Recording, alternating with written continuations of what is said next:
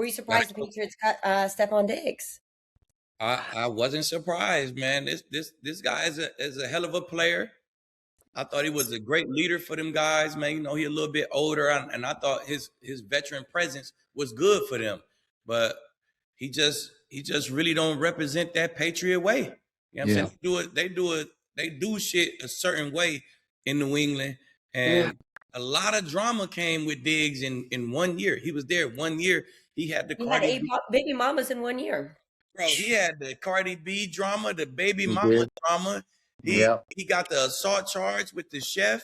Oh. Before the season even started, he had the pink Molly boat situation that they had. Yes, you know what I'm saying? So it's just a lot of drama, a lot of attention that's not positive attention coming from New England. And the Patriots don't do that, man. Mr. Kraft, he might go dance with Cardi B and all that. But in the back of his mind, he thinking like, yeah, we don't really do this shit.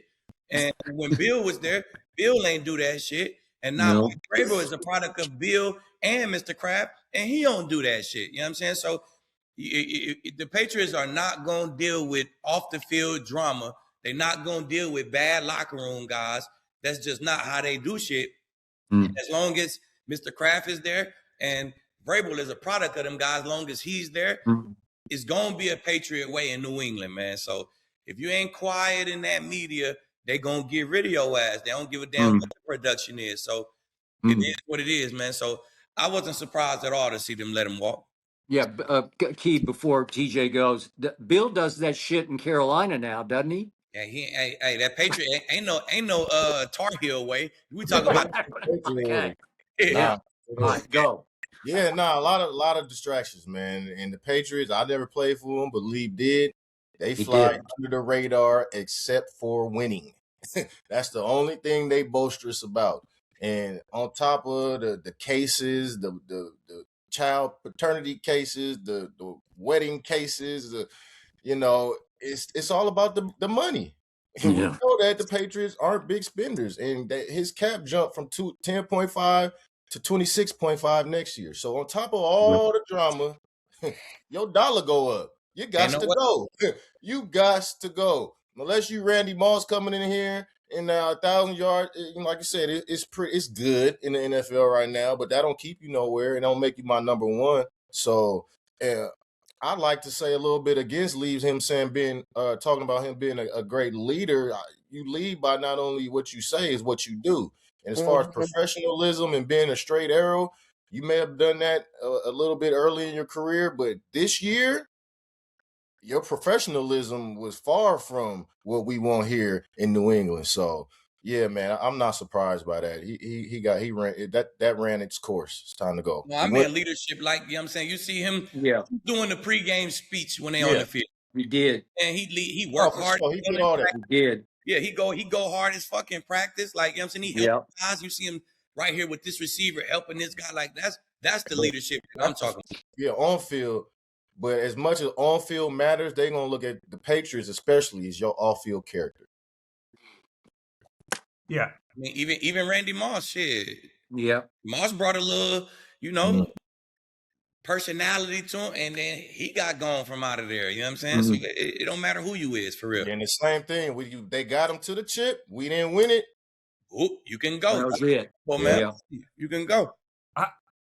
From a production standpoint, I was actually pretty surprised that they did release him. I mean, if you look at the numbers, Stefon Diggs was Drake Maye's leading target at receiver by a wide margin from last year. He really was. I mean, he had 37 more targets than the next closest receiver. He had 85 receptions. The next closest was Mac Hollins, who had 46. He had 1,000 receiving yards. The next closest was Booty, who had 551. So it wasn't like there's a little bit of a drop-off from Diggs. We can get the same production for some of these other guys, which they still potentially can. But Diggs was by far Drake Maye's leading receiver. So I thought that they would maybe try to find a way to at least keep him for another year. And I could be wrong, but what I read is it sounds like they did. Some reports were saying that they tried to restructure his contract so that he would take less money, take less of a cap hit, but he wasn't willing to do so. So even with some of the off-field issues and the things that are going on around him, and maybe they don't think he represents the Patriots way, it sounds like if he would have restructured, they still might have wanted to keep him on the roster. So Obviously they didn't want to take the $26 million cap hit. They got to pay Christian Gonzalez this offseason, who will probably be the top paid corner in the entire NFL, and they want to have some money to spend elsewhere. But I was a little surprised because it sounded like if they were, and if that is true, wanting to restructure, then I would have anticipated them wanting to keep him around, or that they thought at least we can keep him for less money and maybe deal with some of the off-field stuff because of Vrabel and because of the leadership on this team. But yeah, from a production standpoint, I was surprised. You guys do make good points. Maybe they didn't want to deal with the off-field stuff, but it sounds like if it was going to make sense financially, they still might have kept him.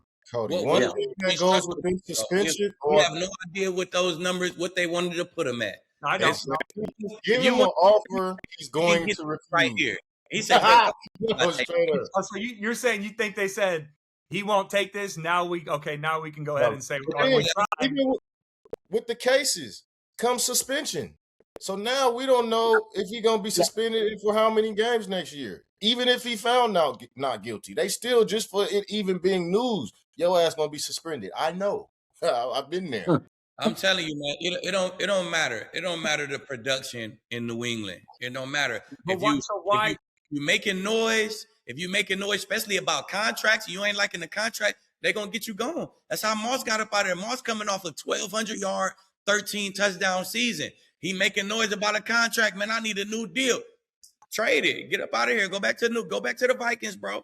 You know what I'm saying? Go back to the Vikings if you don't like what we got going. They're not dealing with the noise, period. So my question is, so if that's true, and it very well could be, why even say that? Or, again, this is reported. I don't know the truth behind it fully, and no one's really come out. But why even try to renegotiate or restructure in the first place instead of just saying, I'm going to cut ties anyways because it's not worth even trying to restructure?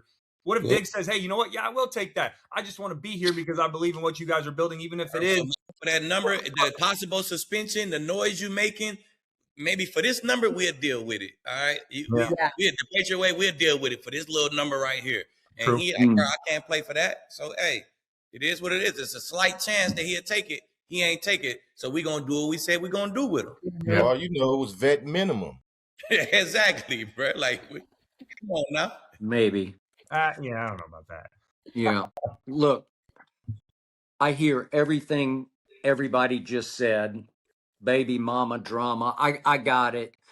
Just for the record, on this incident with the chef, he did plead not guilty, categorically denied everything. She accused him of smacking her and choking her over a pay dispute. So just for the record, he did plead not guilty.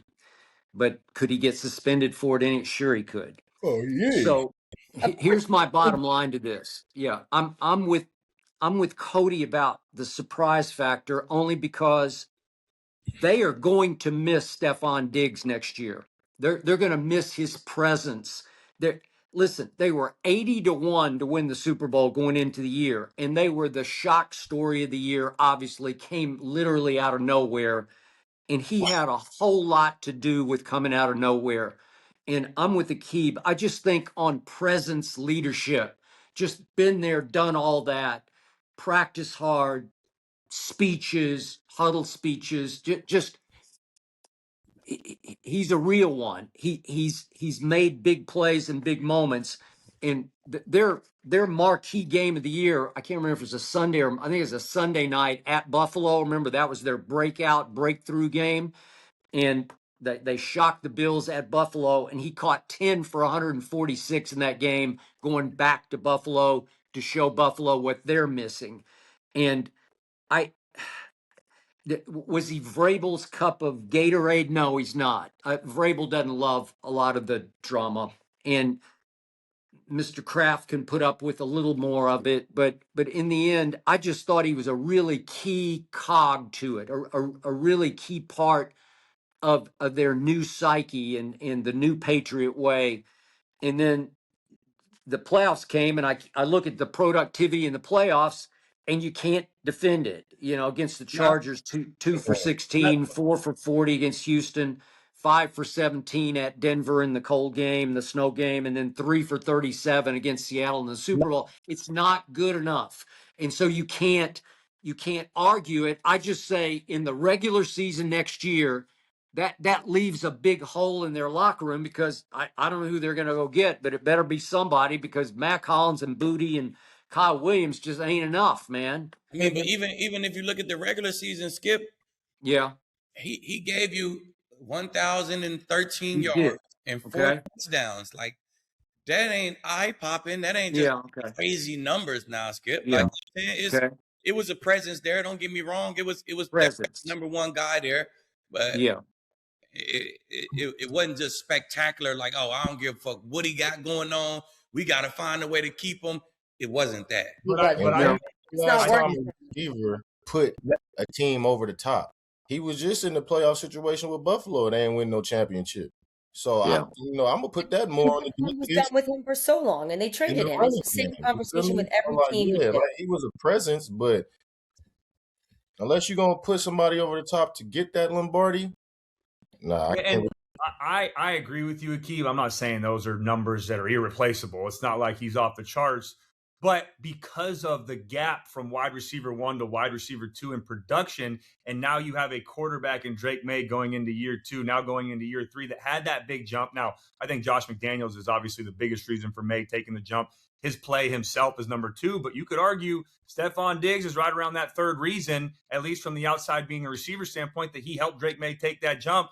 You go from 5, the next one is 46 with Mac Hollins and receptions, and then you go from 1,000, the next closest outside of Hunter Henry's who tied in, but at receiver is Booty with 550. It's not like someone's really close. I think that's why I was so surprised, because of the gap from wide receiver 1 to wide receiver 2. But hey, the offseason is still early. We haven't even hit the new calendar year. They could have a plan in place, whether in the draft or free agency, they want to go get another guy. You know why it was such a big gap? Because they couldn't throw the ball, period. Drake Maye, they relied on that run game. That's why it was such a big gap. Wait a minute. TJ. You're saying are you hating on Drake Maye right now? I'm gonna keep it a buck. I'm gonna keep it a buck. Wait a minute. That was a statement. You're saying Drake May's overrated? Yeah, this time, Skip, you damn right. Man, well, you kept it a buck.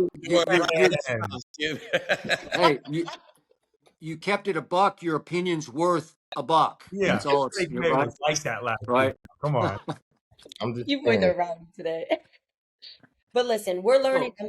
Hey, Kinsey, one last thing about Stefon Diggs. Love it. Seriously, I know he got into it with Josh in Buffalo, and they went back and forth, and he could be a diva because they're all divas. But he is a talent. And has Buffalo replaced Stefon Diggs since he left?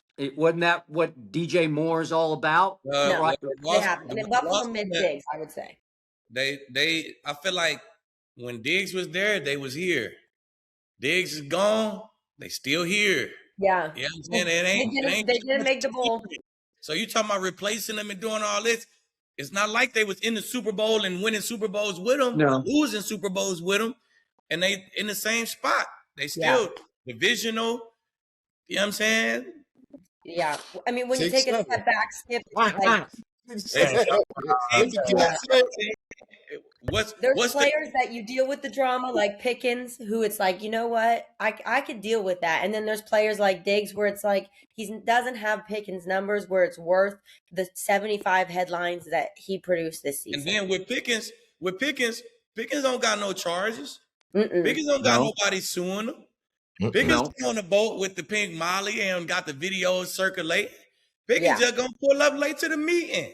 That's it. You know what I'm saying? So his problems is way more to deal with, but it's way less to deal with, man.